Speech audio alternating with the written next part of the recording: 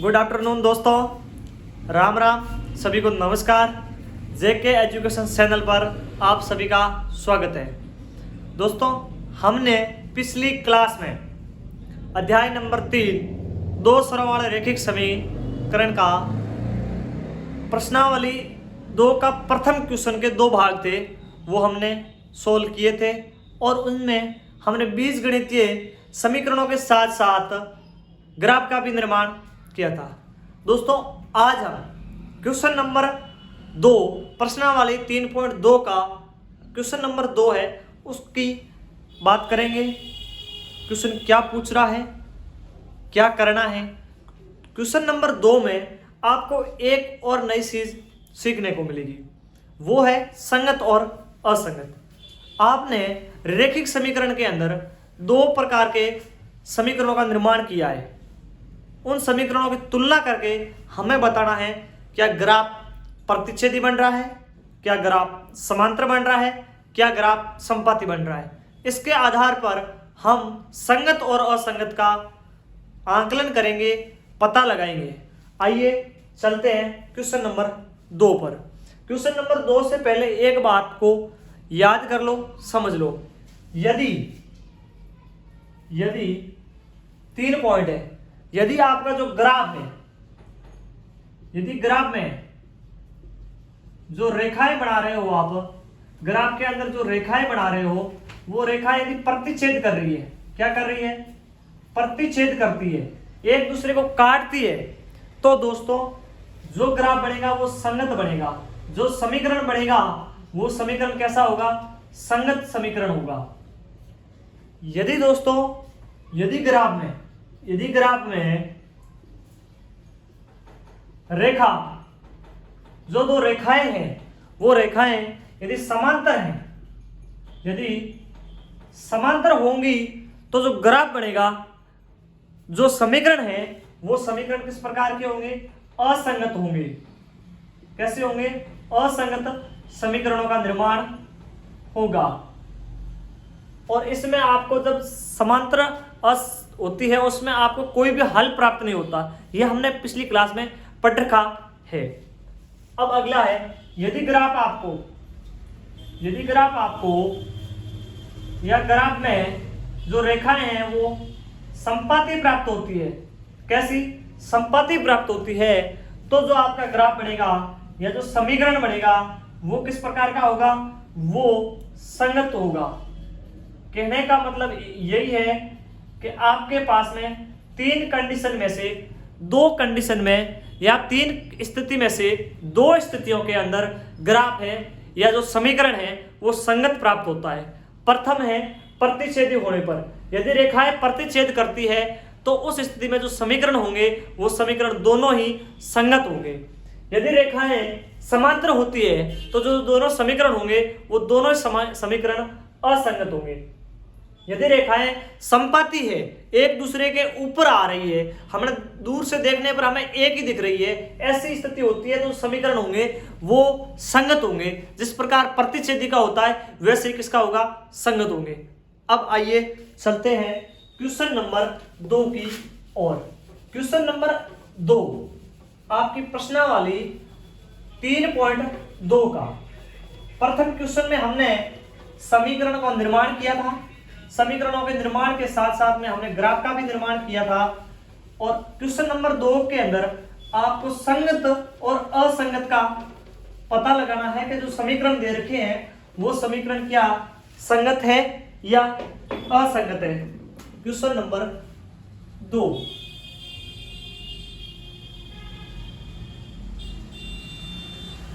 Question number 2 के 3 point है। Question number 2 के 3 पॉइंट है। क्वेश्चन नंबर 2 क्या है, अनुपातों A1 बटा A2, B1 बटा B2 और C1 बटा C2 की तुलना कर ज्ञात कीजिए कि निम्न समीकरण द्वारा निरूपित रेखाएं हैं वो एक प्रतिच्छेद करती है या समांतर है या समपाती है। आपको ये पता लगाना है कि जो आपके पास में जो समीकरण है उन समीकरणों के द्वारा जो रेखाएं बनेगी, जो ग्राफ बनेगा, वो ग्राफ किस प्रकार का होगा। क्या उस ग्राफ के अंदर जो रेखाएं होगी वो प्रतिच्छेद करेगी क्या उस ग्राफ में जो रेखाएं होगी वो समांतर होगी, क्या उस ग्राफ में जो रेखाएं हैं वो संपाती होगी, ये हमें पता लगाना है। और इसका पता लगाने के लिए हमने पिछली क्लास में एक सारणी देखी थी जो आपकी बुक में बनी हुई है। उस सारणी में हमने ये देखा था A1/A2 के अनुपात निकाले थे।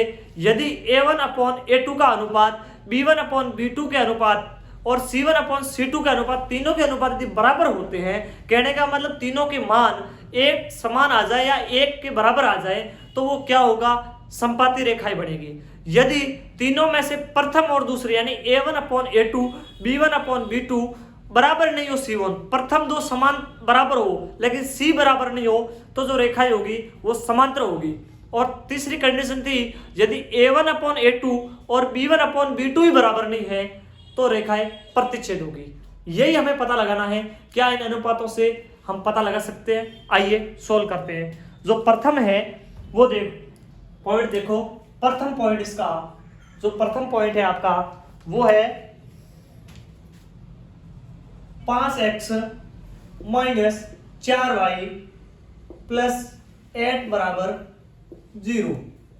और ऐसा ही समीकरण प्रथम पॉइंट का समीकरण 2 है 7x 6y माइनस 9 बराबर 0।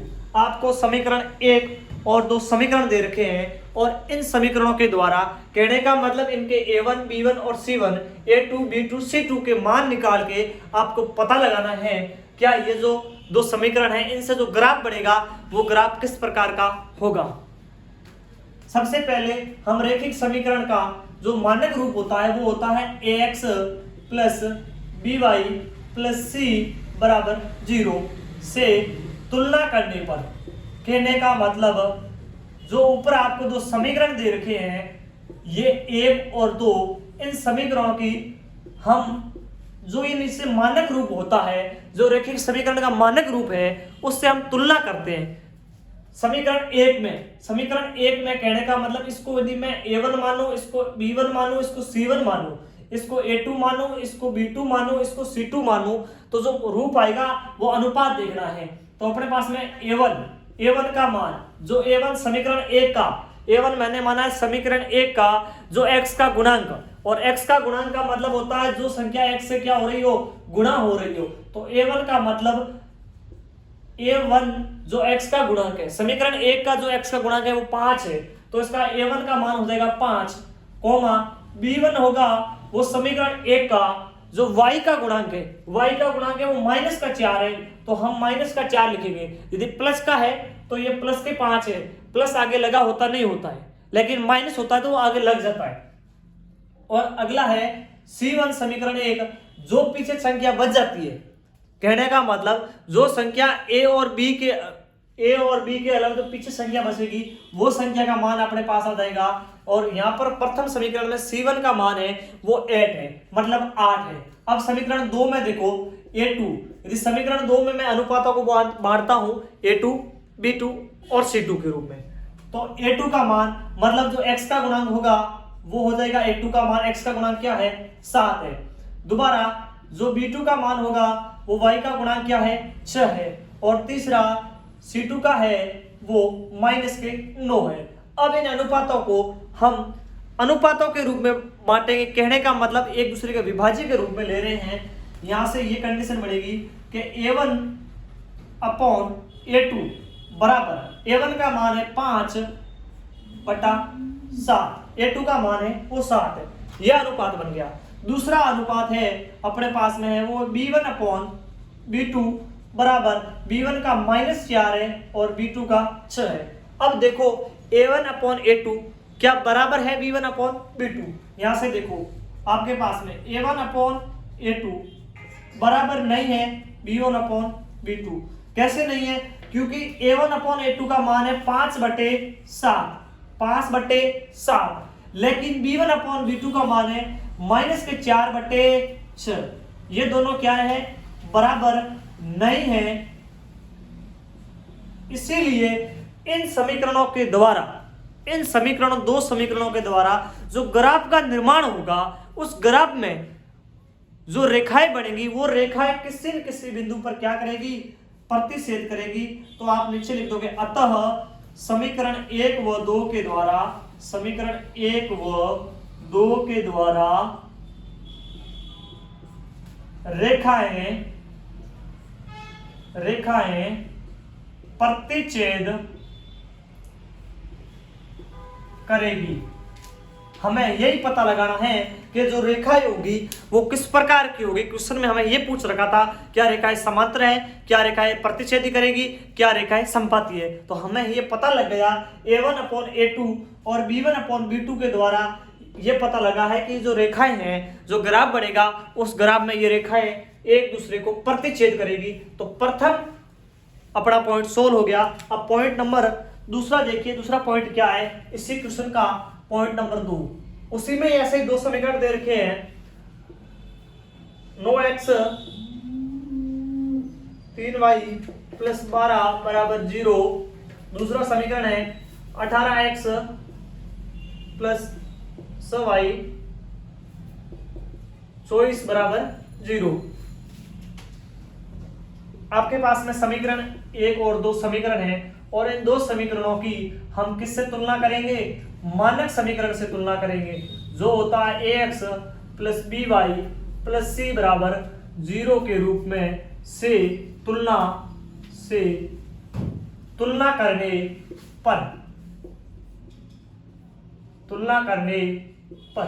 तो अपने पास में समीकरण 1 से अपने पास में a1 का मान आएगा। a1 का मान क्या होता है, जो x का गुणांक होता है। समीकरण 1 में जो x का गुणांक है वो किसका मान है, a1 का मान है। समीकरण 1 में x का गुणांक है वो है 9, तो अपने पास में क्या आ गया 9।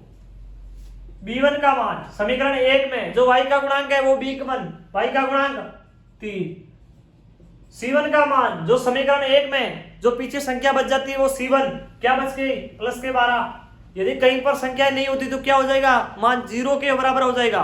कहने का मतलब c1 का, यदि यहां पर 12 न देते तो आप c1 का मान क्या लोगे, 0 लोगे, क्योंकि आपको ये पता है कि जो रैखिक समीकरण होता है उसमें a1 यानी a और b का मान 0 नहीं होगा। c का मान 0 हो सकता है, लेकिन a और b का मान कभी भी रैखिक समीकरण के अंदर आपको 0 नहीं मिलेगा। c का मान 0 मिल सकता है। अब समीकरण नंबर 2 इसका देखिए, इससे a2, b2 और c2 के मान निकालने हैं। तो a2 का मान x का गुणांक, समीकरण 2 का जो x का गुणांक है वो है 18, तो इसका आ जाएगा 18। b2 का मान जो y का गुणांक है समीकरण 2 में 6, c2 का मान y का गुणांक 24। अब इनसे निकालो, इनकी तुलना करने पर जैसे हमने किया था a1/a2 क्या है 9/18। अब आप देखो यहां पर कुछ आपको नया सीखने को मिलेगा, वो यह है कि जो आपके पास जो भिन्न बन रही है, जो अनुपात बन रहा है, उस अनुपात को यदि कट रहा है, छोटा रूप हो रहा है, न्यूनतम हो रहा है, सरलतम हो रहा है, तो उसको पहले उसको सरलतम किया जाए। यदि आपके पास में कोई भिन्न बड़े रूप में बन रही है तो उसको आप छोटे से छोटे रूप में बदलो। और छोटे से छोटे रूप ये होता है कि जो भिन्न बड़ी है अंश बटे हर के रूप में, अंश और हर में यदि किसी संख्या का भाग जा रहा है, दोनों में जा रहा है एक ही संख्या का, तो उसको काटो। अब देखो 9/18 में इसमें 9 का भाग 9 में भी जा रहा है, 18 में जा रहा है। यदि मैं 9 का भाग दूंगा तो 9 में जाएगा 1 बार और 18 में जाएगा 9 का भाग 2 बार, तो यहाँ कितने आ गए 1/2। कहने का मतलब a1/a2 का मान है वो 1/2 आया है। यदि आप इसको 9/18 करते हो और यहां से आप c1 का b1/b2 का मान निकालते हो तो सर ये तो नहीं बन रहा है, ये तो 9/18 है, ये तो 3/6 है, ये बराबर कैसे हो सकता है, रेखाएं प्रतिच्छेद करेगी? नहीं, ये आपकी गलत फहमी है कि यदि आपका सरलतम रूप होता है तो उसको सरलतम रूप करिए, फिर पता लगाइए क्या ये हकीकत में प्रतिच्छेद करती है या नहीं करती है।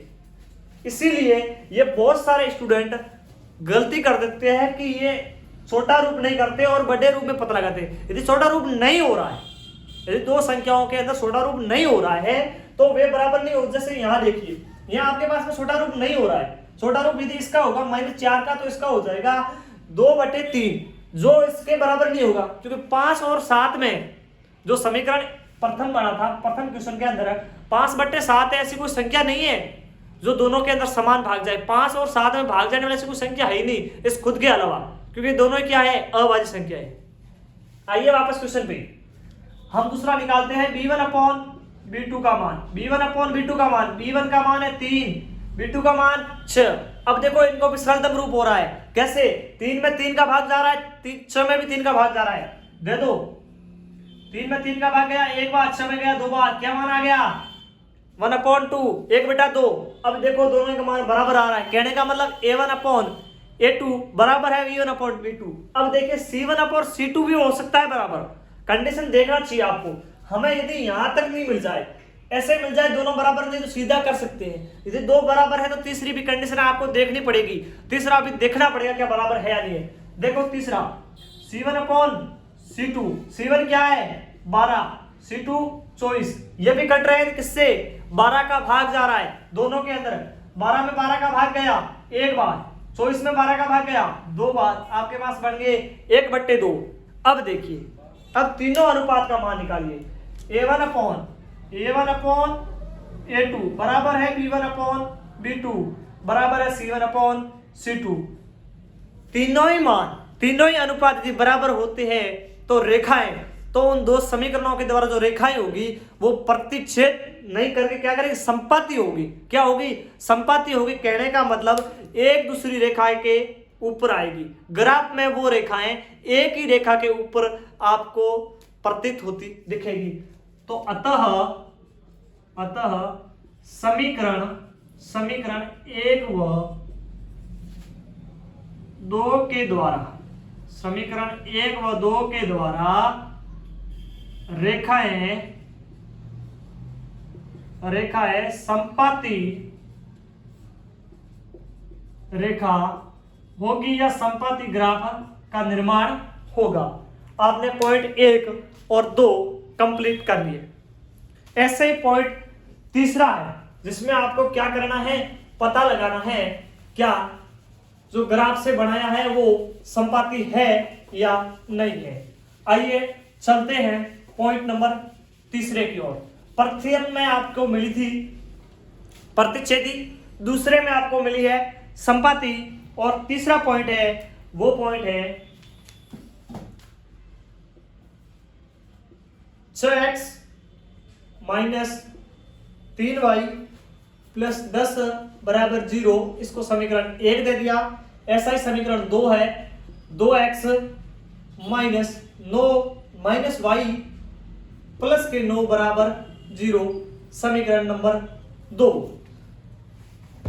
उसी प्रकार हम मानक समीकरण से तुलना करते हैं जो होता है ax plus by plus c बराबर 0 से तुलना करने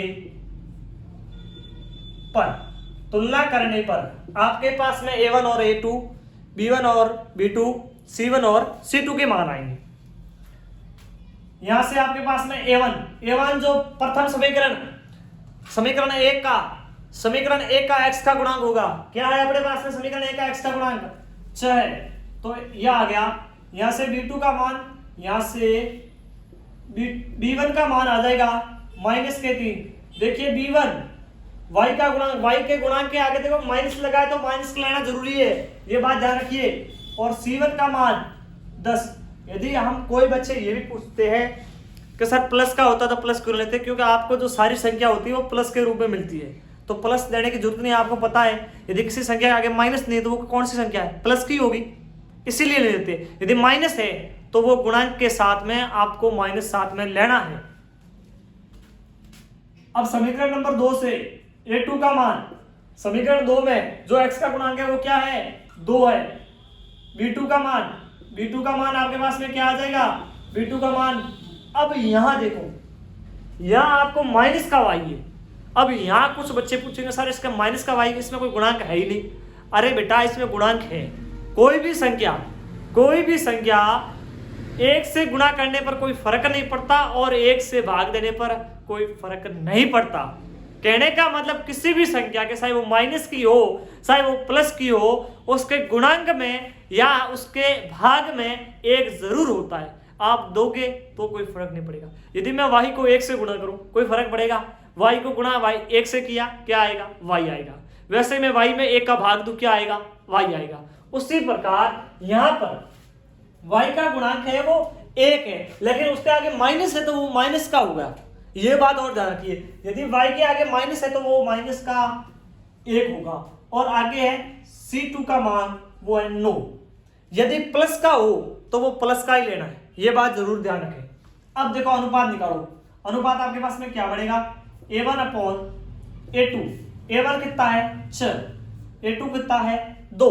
अब ये भी कट रहे हैं ना, भाग जा रहा है, सीधा भाग जा रहा है। कितना मान आ रहा है 3 आ रहा है, क्योंकि 6 के अंदर 2 का भाग जा रहा है, 3 बार जा रहा है तो ये सीधा ही कट गया, अपने पास आ गया। अब B1 अपॉन B2। B1 क्या है माइनस के 3 माइनस का 1। अब देखो माइनस के 3 में माइनस के 1 का भाग दे रहे हैं। आपने छोटी क्लासों में या 7th क्लास के चैप्टर में है क्या, यदि एक ऋणात्मक संख्या में यदि किसी ऋणात्मक संख्या का भाग देते हैं तो हमेशा ही भागफल यानी उत्तर होता है वो धनात्मक संख्या आती है। अब देखिए ये ऊपर भी माइनस के 3 है, नीचे भी माइनस का 1 है, तो ये कट जाएगा और प्लस का बन जाएगा। अब प्लस के 3 में 1 का भाग दूंगा, क्या आएगा 3 आएगा। क्या आएगा 3 आएगा। अब ये आपके पास में A1 अपॉन A2 बराबर आ गया B1 अपॉन B2, क्योंकि इसका भी मान 3 आ रहा है, इसका भी मान 3 आ रहा है, इसका भी प्लस का आ रहा है, इसका भी प्लस का आ रहा है। कोई इसको माइनस का करके बोल देगा कि सर ये तो प्लस के 3 आ रहा है, ये तो माइनस के 3 आ रहा है, ये तो बराबर है ही नहीं। अरे बराबर है बेटा, क्योंकि दोनों ऊपर नीचे माइनस है, माइनस से माइनस कट गया है, इसीलिए ये क्या बन गया है प्लस बन गया है। अब इसका देखिए C1 upon C2, C1 upon C2, C1 क्या है 10/9। अब ये नहीं कट रहे हैं, अब 10 और 9 में कोई तालमेल है ही नहीं। 9 में 3 का भाग जाता है और 9 का जाता है, 10 में 5 का जाता है, 2 का जाता है, 10 का जाता है, बाकी नहीं जा रहा है। कहने का मतलब ये कटेगा नहीं। तो अपने पास जो स्थिति बनेगी वो स्थिति क्या बनेगी, आपके पास में जो नई स्थिति बढ़ेगी वो ये बढ़ेगी कि A1 अपॉन A2 तो बराबर है किसके B1 अपॉन B2 के, ये दोनों तो बराबर आ गए, लेकिन तीसरा है वो बराबर नहीं है किसके, C1 अपॉन C2 है वो B1 अपॉन B2 या A1 अपॉन A2 के बराबर नहीं है। कहने का मतलब ये दो बराबर हो ये नहीं है, तो रेखाएं किस प्रकार की होगी, रेखाएं समांतर होगी। अतः इन समीकरणों द्वारा या इन दोनों समीकरणों द्वारा, समीकरण 1 या 2 कुछ भी लिखो आप, इन समीकरण जो आपने लिए हैं उनके द्वारा रेखाएं समांतर होगी। अपना क्वेश्चन नंबर 2 कंप्लीट। इसी प्रकार क्वेश्चन नंबर 3 पे चलते हैं, उससे पहले एक बार देख लीजिए। प्रथम के अंदर A1 अपॉन जो प्रथम किया था, इसी का क्वेश्चन का प्रथम पॉइंट था, उसके अंदर आपने अपने पास में A1 अपॉन A2 बराबर नहीं थी, इसीलिए वहां क्या आया था प्रतिच्छेदी आया था। आपके पास में दूसरे के अंदर आपके पास में A1 अपॉन A2 बराबर थे, B1 अपॉन B2 भी बराबर थे, तीनों ही बराबर थे, इसीलिए वहां पर क्या आई थी, वहां पर संपाति आई थी, ये देख लीजिए। और उसी प्रकार तीसरे के अंदर A1 और A2 तो बराबर थे, लेकिन C1 अपॉन C2 था, जो तीसरा मान था वो बराबर नहीं था, इसीलिए वहां पर समांतर रेखाएं आई थी। अब चलते हैं क्वेश्चन नंबर 3 की ओर। क्वेश्चन नंबर 3 में जैसे 2 है वैसे ही आपको संगत या असंगत का पता लगाना है। क्वेश्चन नंबर 2 में समांतर रेखाएं थी, वैसे ही क्वेश्चन नंबर 3 इसका अगला स्टेप है। कहने का मतलब अनुपातों A1 A2, B1 B2 और C1 C2 की तुलना कर ज्ञात कीजिए कि निम्न रैखिक समीकरणों के युग्म के द्वारा संगत होगी या समीकरण असंगत होंगे। आपको कुछ मान दे रखे हैं और पूछ रहा है क्या इनके द्वारा जो ग्राफ बनेगा वो संगत है या असंगत है, क्या ये समीकरण संगत है या असंगत है। आपको ये बात पहले ही मैंने बता दी थी, संगत कब स्थिति में होता है, संगत 2 स्थिति में होता है, जब रेखाएं एक दूसरे को प्रतिच्छेद करती हो या जब रेखाएं संपाती हो, एक दूसरे के ऊपर हो, तब क्या होगा संगत होगा। और जब रेखाएं समांतर होगी, केवल एक ही कंडीशन है या एक ही स्थिति है, वो है समांतर वाली, उसमें ग्राफ समांतर बनेगा और असंगत बनेगा। अब चलते हैं क्वेश्चन नंबर 3 का प्रथम पॉइंट है अपने पास में 3x प्लस 2y बराबर 5 और दूसरा समीकरण है इसी का ही 2x माइनस 3y बराबर 7, समीकरण नंबर 2। अब इन दोनों समीकरणों को देखकर आपको संगत और असंगत का बताना है। इसके लिए क्या करेंगे, a1 a2 b1 b2 c1 c2 के अनुपात निकालेंगे। अनुपात के द्वारा हमें क्या पता चलेगा, रेखाएं किस प्रकार की बनेगी, इनके द्वारा ग्राफ का निर्माण कैसा होगा, और उसी के बाद हमें जब ग्राफ का निर्माण का पता चल जाएगा, रेखाओं का पता चल जाएगा, तो हम किसका पता लगा लेंगे, संगत और असंगत का। कितना क्वेश्चन आपके लिए आसान बन गया है, इसीलिए बोलते हैं मैथमेटिक्स को अभ्यास की जरूरत है। किसकी, अभ्यास की। मेरे साथ अभ्यास करते रहिए, मैथमेटिक्स आपकी चुटकियों में सोल्व करवाऊंगा। आइए दोस्तों, इसी को किसके तरफ समीकरण, मानक समीकरण ax plus B Y plus C बराबर 0 से तुलना करने पर, उसी समीकरण से तुलना कर रहे हैं। पूरे यूनिट के अंदर हम एक समीकरण पढ़ेंगे। ax मानक रूप ही है इसका पूरा का पूरा, कहीं पूछ लेगा कहीं बनाना होगा, कुछ नहीं अलग है। दो ही प्रकार के क्वेश्चन बढ़ेंगे, एक तो कथन के रूप में, पहले क्वेश्चन में मैंने बता दिया था, या तो क्वेश्चन बढ़ेगा कथन के रूप में, आपको कथन दे दिया जाए, समीकरण का निर्माण करना होगा, या समीकरण दे दिया जाएगा और पूछ लेगा ax भी है, गुणांक क्या है, अनुपात क्या है, रेखाएं कैसी होगी, या फिर इन दोनों रेखाओं के मान निकालिए या एक्स वाई के मान ज्ञात कीजिए। ऐसा ही है, यहां पर देखो समीकरण 1 में a1 का मान, x का गुणांक क्या है 3, b1 का मान जो y का गुणांक है प्लस के 2। अब यहां पर देखो समीकरण जो आपके पास ऊपर वाला समीकरण है, उसमें आपको ये जो b का मान है, ये c का मान है ना, ये c का मान हमें इस रूप में लेना है। कहने का मतलब इसको उधर पक्षांतर करना पड़ेगा, और इसको पक्षांतर करेंगे तो माइनस का आ जाएगा। यदि आप इस तरफ ले रहे हो तो दूसरे समीकरण को भी इस तरफ लेना पड़ेगा। कभी कभार आपको ये उल्टे दे रखे होंगे, कहने का मतलब ये वाला इधर दे रखा होगा और ये वाला इधर दे रखा होगा, बच्चों को भ्रमित करने के लिए। किस लिए, बच्चों को भ्रमित, बच्चे क्या करते हैं, या तो आप समीकरण की इस प्रकार से पक्षांतर कर दीजिए, यदि नहीं करते हो तो आपको उधर ले रखा है तो अगले क्वेश्चन के अंदर भी उधर वाला ही लेना है। तो हम आसान तरीका बनाने के लिए पक्षांतर कर देते हैं, और ये प्लस का है तो इधर आएगा तो माइनस का हो जाएगा। तो अपने पास में जो C1 का मान होगा वो माइनस के 5 आएंगे। क्या आएंगे, माइनस के 5। जो ऊपर वाला समीकरण है इसी का हम पक्षांतर कर देंगे। कैसे, 3x प्लस 2y, ये 5 है वो बराबर के इस तरफ है, मतलब दूसरी साइड है, दूसरी पक्ष के ओर है, और पक्ष चेंज करते हैं उसको बोलते हैं पक्षांतर, और पक्षांतर करते तो चिन्ह चेंज हो जाएगा। ये प्लस का है तो इधर आएगा तो माइनस का बन जाएगा और अपने पास 0 आ जाएगा। इसी प्रकार इसको भी चेंज कर दो, इसका भी क्या हो जाएगा, 2x माइनस 3y माइनस के 7 बराबर 0। ये वही समीकरण है जो उसका हमने सिर्फ पक्षांतर किया है। अब देखिए C1 आ गया, अब निकालते हैं A2 का मान 2 आ जाएगा, समीकरण दूसरे का x से गुणांक क्या होगा A2, B2 समीकरण दूसरे का y का गुणांक -3 और C2 इसका -7। अब इनका अनुपात निकालते हैं। अनुपात क्या आएगा, A1/A2, A1 का मान 3 बटा A2 क्या है अपने पास में 2/3, कट नहीं रहे हैं, रहने दो। अगला B1/B2 बराबर 2 बटा -3। अब देखो उसका अंश 3 है, उसका हर 2 है, इसका अंश 2 है, हर -3 है, बराबर तो नहीं है, पहले ही बराबर नहीं है, हमें पता चल गया है, हमें पता ये पहले से ही पता चल गया है कि जो आपके पास में A1 और A2 है वो B1/B2 के बराबर नहीं है, इसीलिए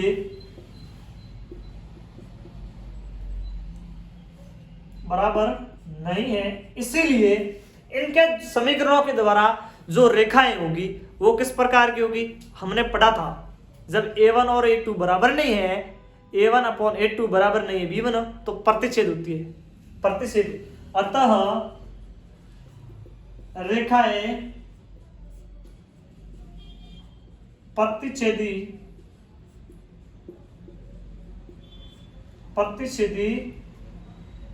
होगी, इसीलिए ये समीकरण किस प्रकार के होंगे? संगत होंगे। हमें यही तो पता लगाना था ना, संगत और संगत असंगत। तो ये शब्द हमें मिल गया ना, प्रतिच्छेदी और संपाती है, संगत है। डायरेक्ट कहीं इसका करने की जरूरत नहीं है। यदि आपको जैसे ही पता चल जाएगा समीकरण दोनों ही रेखाएं प्रतिच्छेद कर रही है, संपाती है, क्या होगा? संगत होगा।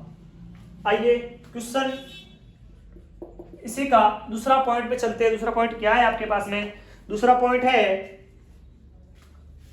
2x माइनस 3y बराबर 8, समीकरण नंबर 1 दे दीजिए इसको, और 4x माइनस 6y बराबर 9, समीकरण नंबर इसको 2 दे दीजिए। उसी प्रकार मानक समीकरण से क्या करेंगे? तुलना करेंगे। वो अपने पास में ax plus by plus c बराबर 0 से तुलना करने पर, क्या करने पर? तुलना करने पर। तुलना करते आइए।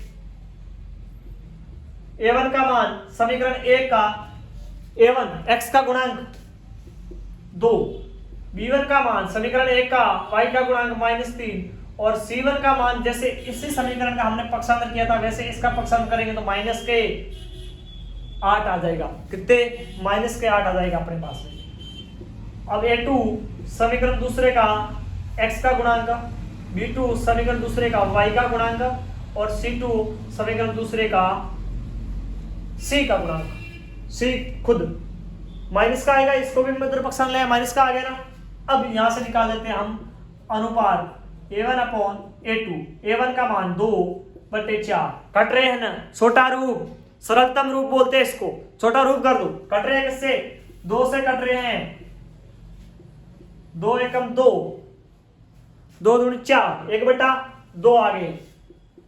b1 अपॉन b2 किस? माइनस के 3 और माइनस के 6। पिछले वाला क्वेश्चन था वैसा ही था ना, जब एक संख्या माइनस की हो, ऋणात्मक हो, दूसरी संख्या उसमें भाग दे रहे हैं वो भी माइनस की हो, तो माइनस से माइनस कट जाता है, कैंसिल्ड आउट हो जाता है। क्या हो जाएगा? कट जाएगा, और अपने पास में क्या आ जाएगा? 1/2। 1/2 कैसे है? 3 में 3 का भाग एक बार, 3 में 3 का भाग 2 बार, 1/2 आ गया। उसी प्रकार इसका c1 अपॉन c2, c1 का मान क्या है? -8 -9, ये माइनस से माइनस कट जाएगा, 8/9 आएगा। ये आपस में माइनस से माइनस कटेगा, इसका सरलतम रूप नहीं होगा, क्योंकि 8 में 3 का भाग नहीं जा रहा, लेकिन 9 में 2 का नहीं जा रहा। दोनों का तालमेल जुड़ नहीं रहा है। तालमेल नहीं जुड़ रहा तो नहीं कटेंगे ना। हमने भी देखा अपनी जिंदगी के अंदर, दोस्त वही बनता है अपना जो अपनी संगत का हो, अपनी तरफ तालमेल बैठता हो, हम उसी के पास दोस्ती का हाथ बढ़ाते हैं। वैसे ये जब करते हैं जब समान संख्या से समान संख्या में भाग देखा जाए। मैथमेटिक्स कोई अलग नहीं है, मैथमेटिक्स अपनी जिंदगी से ही बनी है। गणित, कई कहते हैं तेरी जिंदगी की गणित बिगड़ गई है, कहने का मतलब यही है कि तेरी मैथमेटिक्स बिगड़ चुकी है। तो वैसे ही यही मैथमेटिक्स है जो अपनी जिंदगी है। आगे चलते हैं क्वेश्चन पे। देखो यहां से हमें पता चल गया कि a1 अपॉन a2 और b1 अपॉन b2 तो बराबर है। इन दोनों के मान देखो, ये दोनों तो बराबर आ रहे हैं ना। इसका मान भी 1/2, इसका मान भी 1/2, ये तो बराबर आ गए। लेकिन ये c है ना, ये बराबर नहीं आ रहा है, ये तालमेल नहीं बिठा रहा है, ये नहीं आ रहा। ऐसी स्थिति कब होती है? जब a1 upon a2, b1 upon b2 और c1 अपॉन c2 में से ये दो बराबर हो और ये नहीं हो, तो तब रेखाएं होती है। अतः रेखाएं समांतर होगी। किस प्रकार की होगी? समांतर रेखाएं होगी। समांतर होगी तो ग्राफ या जो समीकरण होंगे वो किस प्रकार के होंगे?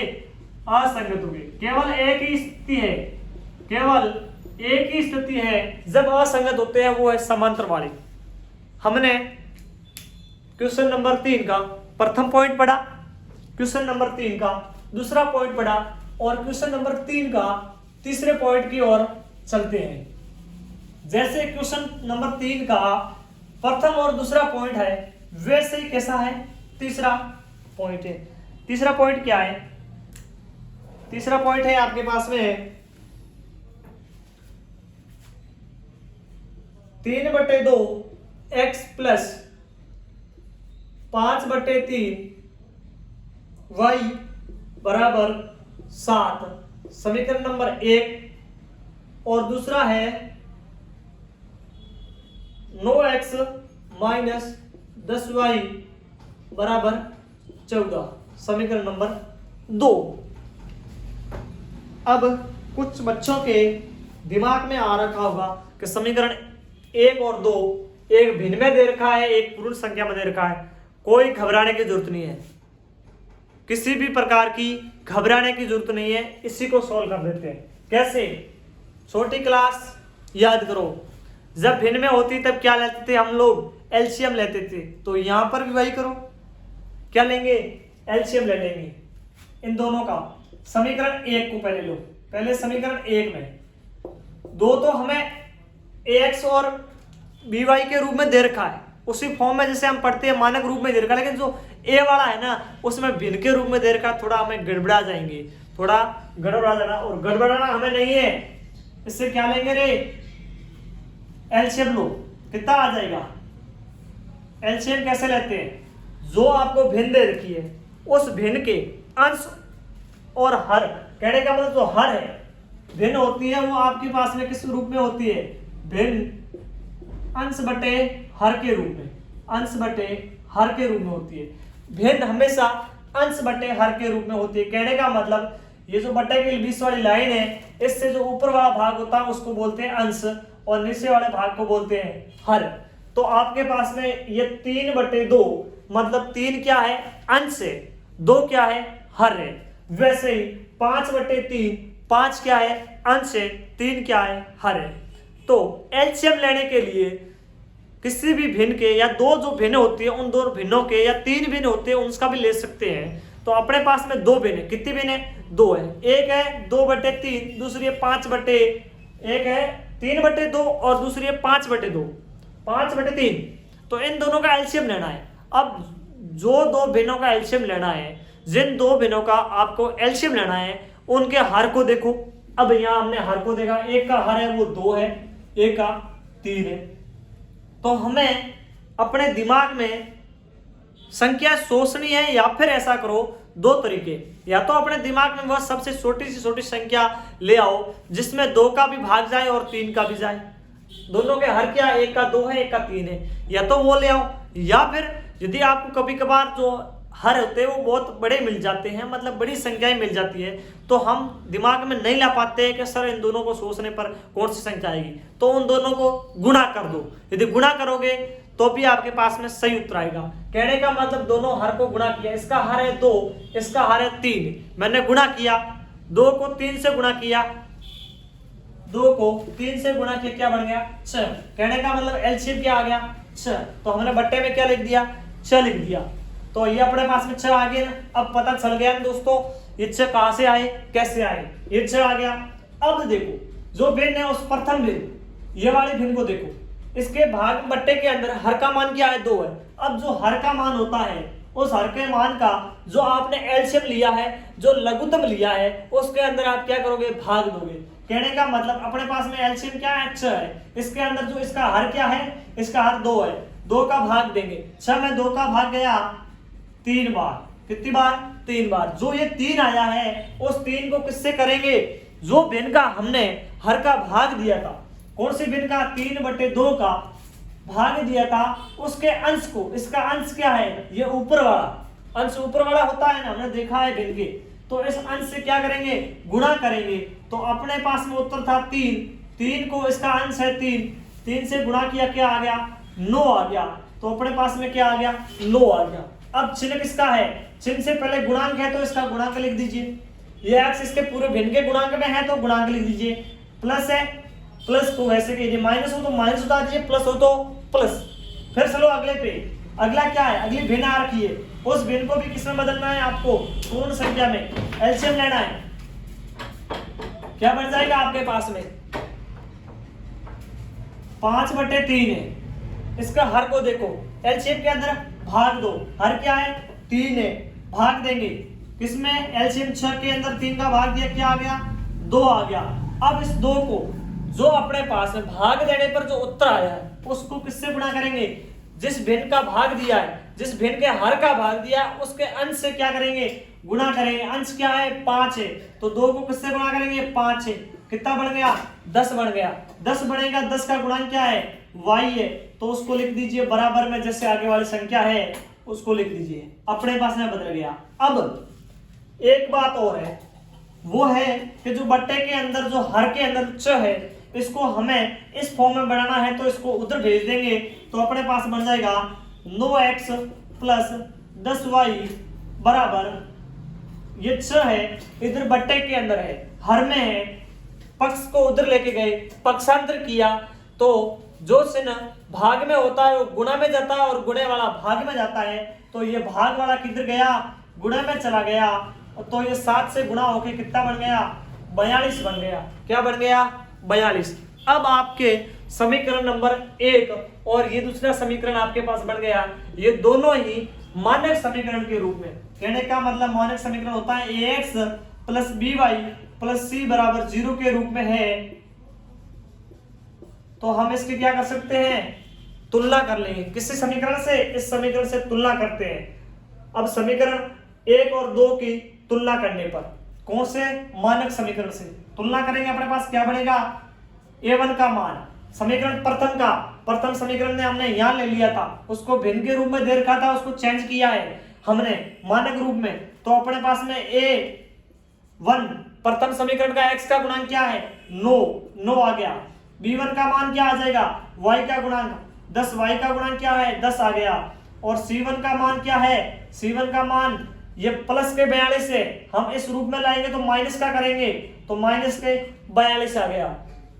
अगला समीकरण नंबर 2 का a2 का मान, समीकरण नंबर 2 में x का गुणांक क्या है 9 है। b2 का मान समीकरण नंबर 2 में y का गुणांक क्या है माइनस के 10 है। और समीकरण नंबर 2 में c2 का मान है वो है माइनस के 14। अब हम a1 upon a2, b1 upon b2 और c1 अपॉन c2 करेंगे, अनुपात निकालेंगे, फिर पता लगाएंगे क्या अनुपात बराबर है या नहीं।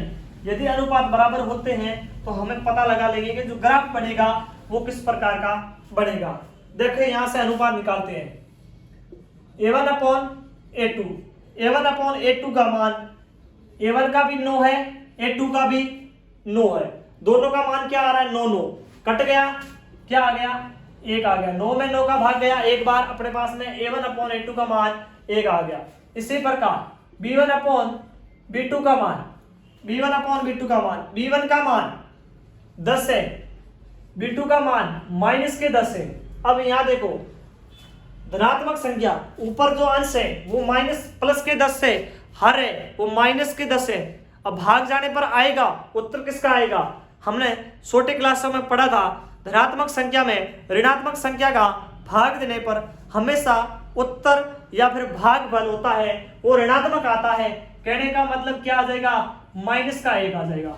अब हम अनुपात को बराबर करते हैं, क्या a1 अपॉन a2 क्या b1 अपॉन b2 के बराबर है, नहीं है। क्यों नहीं है, क्योंकि a1 अपॉन a2 का मान 1 है और b1 अपॉन b2 का मान माइनस 1 है, जो कि कदे भी बराबर नहीं है। तो अतः इन दोनों समीकरणों के द्वारा, जो हमने समीकरण लिए इन दो समीकरणों के द्वारा रेखाएं क्या करेगी, प्रतिच्छेद करेगी। क्या करेगी, प्रतिच्छेद करेगी। तो ये दो समीकरण कैसे होंगे, ये तो समीकरण यदि रेखाएं प्रतिच्छेद करते हैं, समीकरण किस प्रकार के होते हैं, समीकरण संगत होते हैं। किस प्रकार के होते हैं, संगत होते हैं। अतः हमें यह बात पता चल गया कि जो हमने दो समीकरण लिए थे उन दो समीकरणों के द्वारा जो ग्राफ प्राप्त होगा वो हमें संगत प्राप्त होगा और रेखाएं प्राप्त होगी वो प्रतिच्छेदी होगी। आइए चलते हैं इसी क्वेश्चन का पॉइंट नंबर 4, क्वेश्चन नंबर 3 का पॉइंट नंबर 4 देखते हैं। क्वेश्चन नंबर 3 का पॉइंट नंबर 4 क्या है? क्वेश्चन नंबर 3 का पॉइंट नंबर 4 अपने पास में है 5x माइनस 3y बराबर 11। दूसरा है माइनस के 10x प्लस के 6y बराबर माइनस के 22। 5x माइनस 3y बराबर 11। दूसरा है माइनस के 10x प्लस 6y बराबर माइनस के 22। यही है ना? ठीक है, आइए चले करते हैं इसको उसी प्रकार। कौन से? अब ये तो हमें मानक रूप में दे रखा है ना, इसमें कुछ भिन्न वाला नहीं है, तो सीधे ही कर लो। ax plus by plus c बराबर 0 से तुलना करने पर, किससे? इस मानक समीकरण से, जो रैखिक समीकरण का मानक रूप होता है उससे हम तुलना करते हैं। क्या बनेगा अपने पास में? a1 का मान समीकरण नंबर 1 का, समीकरण नंबर 1 का जो गुणांक है किसका? x का, वो 5 है, तो 5 आ गया। इसी प्रकार b1 का मान समीकरण नंबर 1 का y का गुणांक है, वो आ जाएगा। और c1 का मान देखो, इसको इस रूप में बदलेंगे तो ये इधर प्लस के उधर जाएंगे तो माइनस के बनेंगे, तो माइनस के 11। a2 का मान समीकरण नंबर 2 में, a2 का मान क्या है? समीकरण नंबर 2 में a2 का मान माइनस का 10 है, जो x का गुणांक है। x का गुणांक होता है वही तो a2 होता है। अब b2 का मान y का गुणांक 6। अब अगला c2 का मान, c2 का मान माइनस के 22 है। किसके? माइनस के 22 है। किधर? इस तरफ है, तो इसको हम इधर लेके आएंगे तो प्लस के बढ़ जाएगा, क्योंकि हमें इस रूप में बदलना है। किस रूप में? c1 के रूप में, यानी इस मानक रूप में बदलना है। यहां से बढ़ गया। अब इनका निकालते हैं अनुपात a1 अपॉन a2। a1 का मान 5 बटे माइनस का 10। अब वैसे ही जैसे हमने यहां पर किया था, किसी भी संख्या में, धनात्मक संख्या में भाग देने पर हमेशा उत्तर ऋणात्मक, धनात्मक संख्या में ऋणात्मक संख्या का भाग देने पर हमेशा उत्तर ऋणात्मक संख्या आता है। तो यहां पर देखो, भाग इसमें 5 का 5 में भाग गया एक बार और 10 में गया 2 बार, तो 1/2 किसका आ गया? माइनस का आ गया। किसका आ गया? माइनस का। ये माइनस यही तो है, कोई अलग थोड़ा ही ना है, माइनस वैसा ही तो है। 1/2 आ गया। अब अगला देखो, इसी का ही पॉइंट नंबर दूसरा, v1 upon v2। v1 upon क्या? माइनस के 3/6 भाग दिया 1/2। किसका? ये भी 1/2 भी किसका आ रहा है? माइनस का। अगला चले c1 upon c2। c1 upon c2, c1 क्या है? माइनस के 11 बटे प्लस के 22। ये भी किससे कटा? 11 से। 1/2। कहने का मतलब अपने पास में जो तीनों ही मान प्राप्त हुए, a1 upon a2, b1 upon b2 और c1 अपॉन c2, तीनों के तीनों मान बराबर है। अतः ये बराबर ही है, क्योंकि इसका भी -1 आ रहा है 1/2, इसका भी -1/2 आ रहा है, इसका भी -1/2 आ रहा है। अतः इन समीकरणों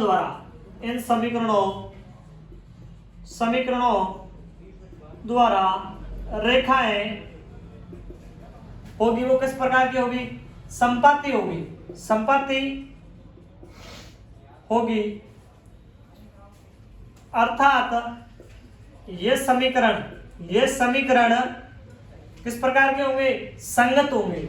संगत दो स्थितियों में बनते हैं, एक तो प्रतिच्छेद, दूसरी संपाती, और असंगत बनते हैं केवल समांतर में। हो गया क्वेश्चन नंबर तीसरे का पॉइंट नंबर 4। अब क्वेश्चन नंबर तीसरे का पॉइंट नंबर 5 बचा है। चलते हैं, इसी को भी कर लेते हैं पॉइंट नंबर 5 को। पॉइंट नंबर 5 क्या है अपने पास में? जैसा पॉइंट नंबर 3 था वैसा ही है, थोड़ा सा भिन्न के रूप में दे रखा है। हमें फिर एलसीएम की जरूरत पड़ेगी। तो डरने की तो कोई बात नहीं है, हो जाएगा ना। 4/3 x प्लस 2y बराबर 8। समीकरण नंबर 1। समीकरण नंबर 2 क्या है? 2x प्लस 3y बराबर 12। समीकरण नंबर 2। हो जाओ शुरू वापस। समीकरण 1 को मानक समीकरण में बदलने पर कौन सा? ax plus by plus c बराबर 0 के रूप में बदलने पर। किसको? समीकरण नंबर 1 को। अब समीकरण नंबर 1 अपने पास में ये है। पिछली बार जैसे ही किया था वैसे ही एलसीएम लेके हमें इस बार करना होगा। कर लेते हैं। अब एक बात ध्यान देनी पड़ेगी, या तो ध्यान देनी पड़ेगी या कई सारे बच्चों के दिमाग में भी आएगा, सर यहाँ पर तो 4/3 है लेकिन यहाँ पर तो 2y है, यहाँ एलसीएम कैसे लेंगे, यहाँ कैसे होगा, ये बिन कैसे बदलेगी? दोस्तों 4/3 प्लस 2y, अब 2y की बट्टे में एक ले सकते हैं हम, क्योंकि हमें ये बात पता है, पहले ही हम पढ़ चुके हैं कि किसी भी संख्या को 1 से गुणा करने या भाग देने पर कोई फर्क पड़ता ही नहीं है, कोई फर्क नहीं पड़ता है। इसीलिए हम इसके बट्टे में क्या मान लेंगे? 1 मान लेंगे। तो अपने पास आ जाएगा ना 4/3 x प्लस 2/1 मान लिया और बराबर 8। अब इन दोनों का एलसीएम आ जाएगा। कैसे एलसीएम निकालते हैं? नीचे दे रखी होती संख्या होती है जो हर मान होते हैं, भिन्नों के जो दोनों के जो भिन्न का हम एलसीएम निकाल रहे हैं या लघुत्तम निकाल रहे हैं, उनके हरों को मान को देखो। एक का हर का मान 3 है, एक के हर के मान 1 है। दोनों को या तो गुणा कर दो या फिर ऐसे अपने दिमाग में संख्या चूसो, ले आओ, अपने दिमाग को दौड़ाओ कि दोनों का भाग पूरा का पूरा जाए। अब अपने दिमाग में 2 और 3, 1 और 3 का निकाल तो भी 3 आता है, और यदि इनको गुणा करते हैं तो भी अपने पास में एलसीएम 3 आता है। हमने एलसीएम 3 ले लिया। अब इस हर का, हर क्या है? 3 है, 3 का भाग देंगे 3 में, 3 का भाग गया एक बार, जो भागफल आया 1, उसको गुणा करेंगे जिस भिन्न का हर का भाग दिया उस भिन्न के अंश से। अंश क्या है? 4 से क्या करेंगे? 1 को गुणा करेंगे, क्या हो जाएगा? किसी भी संख्या को 1 से गुणा करो वही रहती है। 4 को 1 से गुणा 4 के आगे x था, x लगा दिया, प्लस है प्लस लगा दीजिए, जैसा का जैसा है वैसे उतारना है। 1 का भाग दिया 3 में, 3 में 1 का भाग गया 3 बार, कितना आया? 3। अब 3 को किससे गुणा करो? उस भिन्न के हर से, उसका भिन्न का उस भिन्न के अंश से। उस भिन्न का अंश क्या है? 2y से किया तो क्या हो गया? 3 को 6y बढ़ गया ना, बढ़ गया ना। अब बराबर में जो है लिख दो, बराबर में ऐड है, ऐड उतार दो। कहाँ समझ आ रही है? अब ये बट्टे में है, इसको पकड़ के ठोक दो उधर, किसमें? गुणा में, क्योंकि भाग वाली संख्या पक्षांतर करने पर गुणा में जाती है। तो अपने पास में 4x प्लस 6y बराबर 3 गुणा 8, 24। कितने बन गए? 24। समीकरण नंबर 1 जो था इसी का ही रूप हमने बनाया था, समीकरण नंबर 3 दे दीजिए, हमें मानक रूप इसको निकालना है। अब समीकरण नंबर 1 और समीकरण नंबर 2 दोनों के हम अनुपातों की तुलना करते हैं, क्या इनके अनुपात बराबर आते हैं या नहीं। बराबर आते हैं तो ग्राफ का पता चल जाएगा, संगत बनेगा या असंगत। तो आए इनके निकालते हैं a1/a2। a1 समीकरण नंबर 1 जो हमने अभी नया तैयार किया है, इसका x का गुणांक 4, b1 समीकरण नंबर इसी का ही y का गुणांक 6 और c1 का मान इसी समीकरण का 24 आया है। या तो इन दोनों समीकरणों को वैसे है एक रूप में ले लो या पक्षांतर कर लो, एक ही बात है, पक्षांतर कर लो एक ही बात है। ये 24 आ जाएगा इधर तो माइनस के 24 बन जाएगा। इसी प्रकार a2 दूसरा समीकरण कौन सा है अपने पास में? 2y है, 2 आ गया।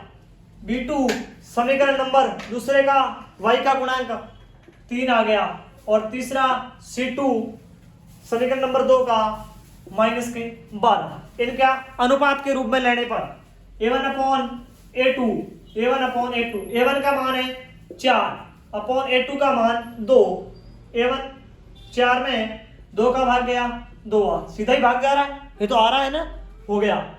अब इसी प्रकार b1/b2, b1 का मान 3, b1 का मान 6 बटा B2 का मान 3, कितना आ गया 2, जब मैं 3 का भाग गया 2 बार। इसी प्रकार C1 अपॉन C2 माइनस के 24 बटे माइनस के 12।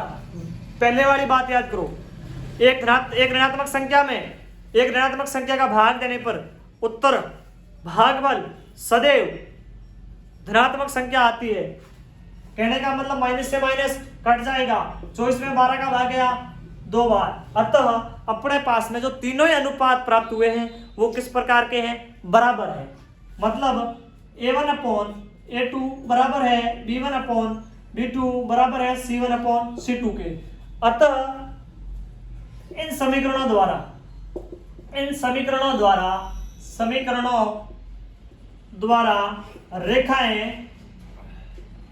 रेखाएं किस प्रकार की, तीनों ही मान बराबर हैं, किस प्रकार की होगी, संपाती होगी। किस प्रकार की, संपाती होगी। इसीलिए ये क्या होंगे, संगत समीकरण होंगे। कैसे होंगे, संगत समीकरण होंगे। अतः अपना क्वेश्चन नंबर 1, क्वेश्चन नंबर 3 दोनों ही पूरे हो गए। इनमें हमें जो मानक समीकरण दे रखे थे उन समीकरणों के द्वारा तुलना करनी थी और अनुपातों के द्वारा 1 और 2 के अंदर हमें यही पता लगाना था क्या रेखाएं प्रतिच्छेदी है तो किस प्रकार की है, संगत या असंगत, यह पता लगाना था।